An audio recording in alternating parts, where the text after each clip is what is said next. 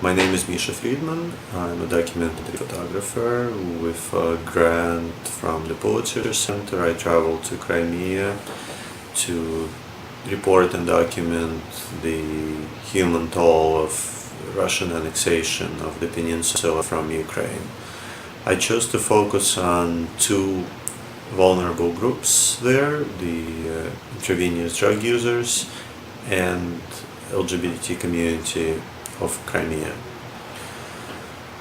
Drug users are a complicated and challenging group to attempt to report on. It's difficult to gain their trust. You have to be very patient, and also their stories are not usually the stories that mainstream press likes to report on and publish, mainly because they're hard, awful stories that most of the time don't end very well. The reason why I chose to cover them, though, because I felt they were probably the most vulnerable group of all the people in Crimea, because one of the reasons being that they were able to receive substitution therapy in Ukraine, which was legal in Ukraine and completely illegal in Russia. So some of them chose to stay behind because they have no choice. Others who were maybe a little bit younger, a little bit more capable of trying to do something about it, chose to leave for Ukraine, where they're trying to adapt to the daily life there, but at the very least they're able to receive their medicine. Also, I spent a lot of time with the LGBT community, mainly focusing on one particular couple, Yegor and Bogdan, and their 2-year-old son, Timur. Yegor and Bogdan have been together for about 15 years. They run a very successful restaurant, and they were able to live a very comfortable, fairly open life with their son, like a really great family.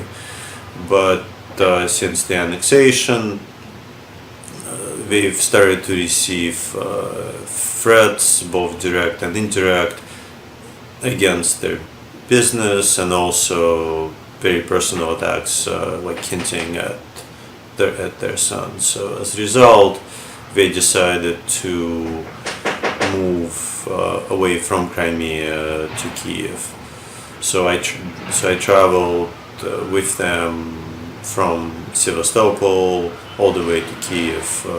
The journey took about a full day, and it was, as a young father myself, it was great to see them, with their 2-year-old son, and being on the road, and how to distract them, trying to distract a 2-year-old from being a 2-year-old in this journey. But not everyone has the resources and the ability to move as easily, so there are a lot of people who are staying behind and are moving back into the closet much more because of the Russian homophobic laws that now are effective in Crimea.